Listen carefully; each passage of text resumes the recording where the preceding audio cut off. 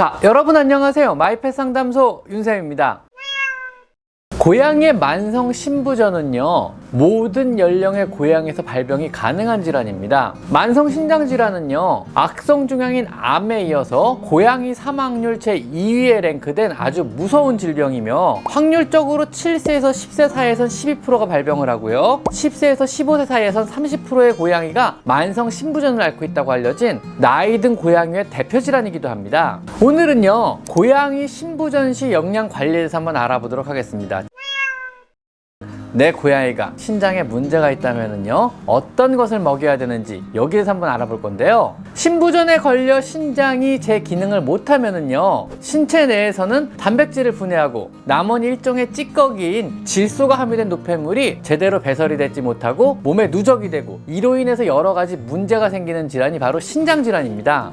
즉, 몸속에 질소 노폐물이 배출되지 못하고요, 누적이 되면서 식욕부진, 부종, 구내염, 간질환, 심장병 등의 여러 질환이 다발적으로 발생을 하다가 결국은 생명을 더 이상 유지하지 못하는 그러한 무서운 병이 신장질환입니다. 신장이 하는 일은요, 몸의 여러 노폐물을 오줌으로 만들어 배출하는 그런 역할을 하는 거거든요. 우선 신장은요, 한번 손상이 생기면 다시는 회복을 할 수가 없습니다.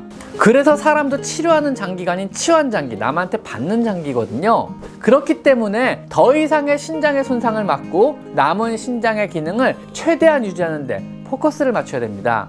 자, 첫 번째는요, 우선 최대한 단백질을 제한한 시기를 주는 것이 좋습니다. 단백질은요, 소화 흡수 후에 간을 통해 요소를 형성하므로 단백질을 많이 먹으면요, 질소 화합물인 요소를 더 많이 생성하게 됩니다. 그래서 신부전으로 인해 원활하게 배출이 되지 못하는 요소가 신체에 축적이 되면서 증상이 악화가 되는 것입니다. 하지만 고양이의 경우는요, 무조건 단백질을 제한할 수는 없습니다. 단백질을 반드시 섭취해야만 하는 절대 육식동물이기 때문이거든요. 그러므로 단백질의 함량은 줄이고 대신 필수 아미노산이 많이 함유된, 즉 고급 단백질이 많이 함유된 음식을 먹이는 것이 좋습니다. 이러한 종류의 사료가 대표적으로 신장용 처방식인 힐스의 KD나 로얄캐딘의 레날입니다. 자, 두 번째 방법은요, 프리바이오틱스를 먹입니다. 프리바이오틱스는요, 정확히는 가용성 식이섬유인데요, 장내 정상으로 존재하는 유익균인 정상세균총은 생장을 하고 대사할 때 혈중의 요소질소를 사용하게 됩니다. 신장에 문제가 있어 요소질소를 배설하지 못한다면요, 장내의 정상세균총인 프로바이오틱스라고 불리는 것들이 요소를 사용하여 분변으로 배출을 해줄 수가 있습니다.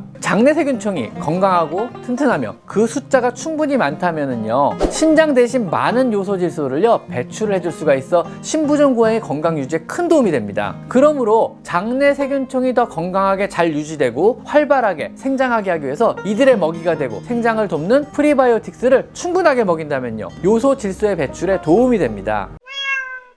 세 번째, 충분한 물을 먹입니다. 신부전 환자는요, 초기에 다음 단위 현상이 나타납니다. 즉, 물을 많이 먹고 오줌을 많이 싼 현상이 나타나는데요, 신장의 손상으로 인해 오줌을 충분히 농축할 능력이 떨어지기 때문에 많은 양의 오줌을 배설하게 됩니다. 그래서 그의 반대적인 보상으로 물을 많이 먹어야만 하는데요, 물을 많이 먹지 못할 경우 아주 쉽게 탈수가 일어나고요, 고양이의 이러한 만성 탈수는 신장의 손상을 더욱 빠르게 만들어 버립니다. 그래서 항시 충분한 물을 섭취할 수 있도록 신경을 많이 써야만 하는 겁니다. 다음 네 번째, 인을 최대한 제한한 시기를 유지합니다. 대사적인 원리는 아직 충분히 설명은 안 되어 있지만은요, 신장병 환자에게 인을 제한하면은요, 더욱더 오래 사는 것으로 나타났습니다. 그래서 많은 신부전 보조제들이 인 흡착 기능을 가지고 있는 거거든요. 보통 고양이들이 간식으로 많이 먹는 저키 종류나 계란, 치즈, 브로콜리 등에는요, 인이 많이 함유되어 있으므로 절대로 줘서는 안 되고요, 인을 철저히 제한된 처방식만 급여하는 것이 수명 연장에 큰 도움이 됩니다.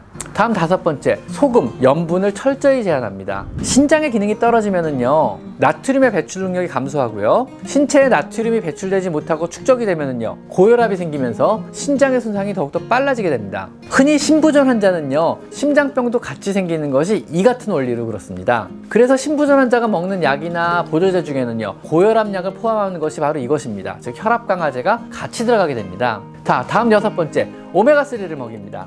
신장세포가 손상을 받으면요, 염증 반응이 일어나고요. 이런 염증 반응은요, 신장의 손상을 더욱더 악화시키게 됩니다. 이것은 당연하죠. 이때 오메가3는요, 신체 내 이러한 염증 반응을 어느 정도는 막는 그러한 효과가 있는 것으로 알려져 있습니다. 하지만 고양이는요, 오메가3의 여러 성분 중에 DHA와 EPA 형태의 오메가3만 섭취가 가능하기 때문에 반드시 이 두 가지의 함량을 보시고 오메가3 영양제를 구입을 하셔야만 합니다. 오메가3 중에는요, 이 두 가지 형태의 영양 성분이 안 기재되어 있거나 안 들어있다면은요, 그것은 그냥 고양이에게는 질 낮은 지방일 뿐입니다. 사람은 일반 오메가3를 어떤 형태로 섭취하든 간에 DHA나 EPA 형태로 분해가 가능하지만 고양이는 그것들을 분해해서 사용할 능력이 전혀 없기 때문에 그렇습니다. 자, 다음 7번째, 항산화제를 먹입니다. 화학적으로 반응성 있는 분자인 활성산소는요, 신체의 세포를 공격하여 손상시켜서 건강에 나쁜 영향을 줍니다. 노화의 정상 과정이라고 말할 수 있죠. 빨리 노화를 진행하게 만들어 버리는 거죠. 이때 항산화제는요, 활성산소의 반응성을 제거하여 정상적인 노화 과정이나 혹은 조직의 손상 속도를 감소시킬 수가 있는 겁니다. 즉, 신장의 손상 속도를 늦춰주는 역할을 합니다. 코엔자임 Q10이나 카르니틴, 타우린, 혹은 또 항산화제로 분류된 영양 성분들은 비타민C, 바이타민 E, 바이타민 A, 루테인, 플라보노이드 등이 있습니다. 항산화제를 이것저것 따져가며 찾아서 먹기가 힘드시다면요, 액티베이트 캣이라는 상품화된 영양제를 먹이시면 됩니다. 액티베이트 캣은요, 제가 여러 차례에 걸쳐서 소개한 적이 있는 영양제고요, 영국의 베플러스사 제품으로 전통 있는 동물 영양제 전문 회사입니다.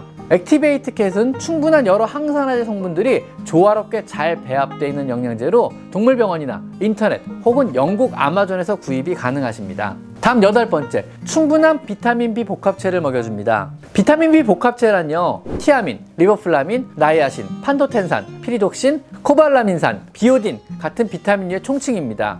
신부전에 걸리면요, 소변의 배출량이 증가하면서 수용성 비타민, 물에 녹는 종류의 비타민도 같이 많이 배출을 해버려서 몸에 비타민 B군이 부족해지는 그러한 사태가 옵니다. 이런 여러 대사에 관련하는 중요한 비타민이 부족해지면은요, 다양한 부작용이 나타날 수 있으며 신부전 역시 더욱더 악화될 수가 있는 겁니다. 신부전시는요, 그래서 이런 비타민 B군이 많이 들어있는 그러한 영양제를 같이 복용시켜 주시는 것이 좋습니다. 자, 오늘은요, 고양이의 신부전시 먹어야만 하는 여러 영양 성분들에 대해서 한번 알아봤습니다. 오늘은 여기까지 마이펫 상담소 윤쌤이었습니다. 감사합니다.